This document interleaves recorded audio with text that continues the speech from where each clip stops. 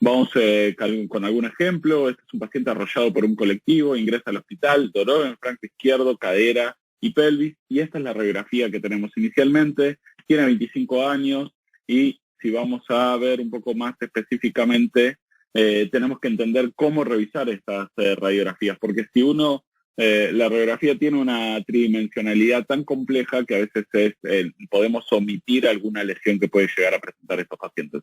Entonces, básicamente esto es algo que siempre Tancineto nos comenta, cómo es la evaluación ideal de este tipo de pacientes, es trazar una línea entre las dos crestas ilíacas y entre los dos isquions para saber si una pelvis está ascendida por sobre la otra o no.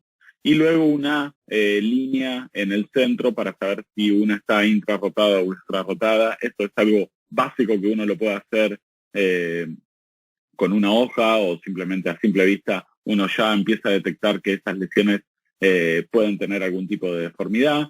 Lo otro que vamos a hacer es ser metódicos, empezar con el pubis, seguir con las ramas, con la articulación coxofemoral, con el ilíaco, con la articulación sacroilíaca y luego con el sacro, y lo mismo del otro lado, para no perder ninguna de las estructuras que pueden estar lesionadas en la pelvis.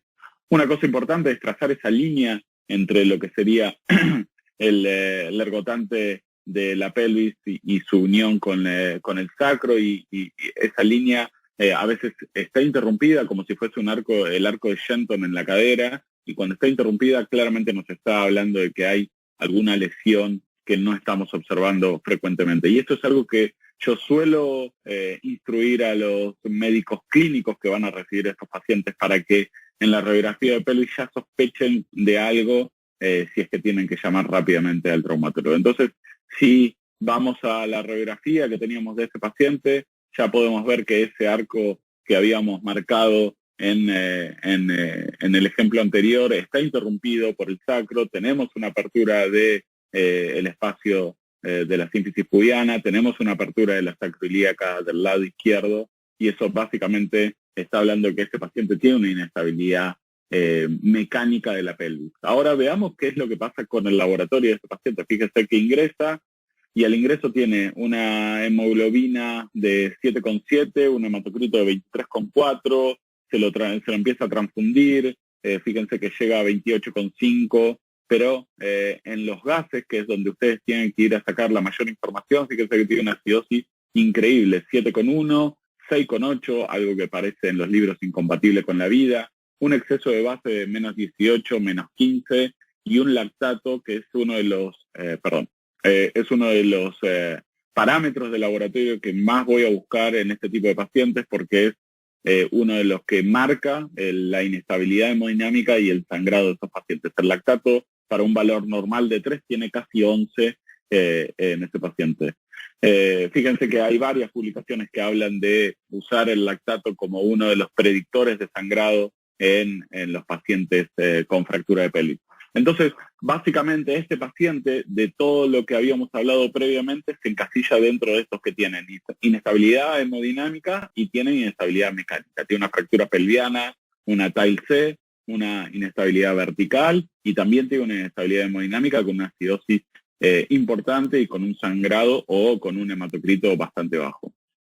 Entonces, en estos pacientes, claramente lo que vamos a ir a hacer es colocarle un tutor externo. ¿Es suficiente el tutor externo en una lesión verticalmente inestable? Es algo que tenemos que luego dialogar un poquito, y es un poco lo que quiero apuntar luego en la charla. Claramente, fíjense cómo esa apertura que tenía previamente está un poco más cerrada, y en estos pacientes siempre agregamos una tracción esquelética en los que tienen una lesión verticalmente inestable, si es que no lo podemos fijar inmediatamente. El problema con estos pacientes es que están tan graves que nosotros sabemos cuándo podemos hacerle la fijación o el control del daño, pero no vamos a saber cuándo vamos a poder volver a traerlos al quirófano para hacer la fijación definitiva.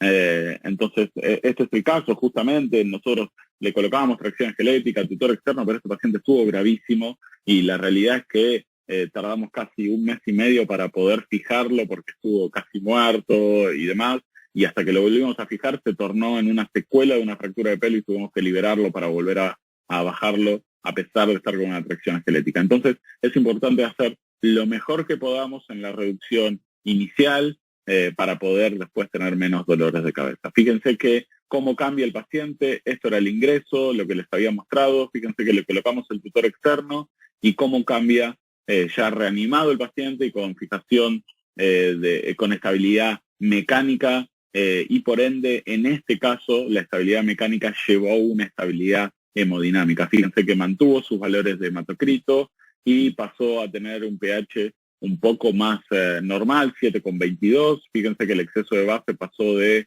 -15 a -6,1 y el lactato pasó de tener valores altísimos como 11,3 a tener un valor dentro de lo normal. Esto significa que el paciente por lo menos está controlado desde el punto de vista hemodinámico, y esto es la resolución una vez que el paciente pudo soportar una cirugía.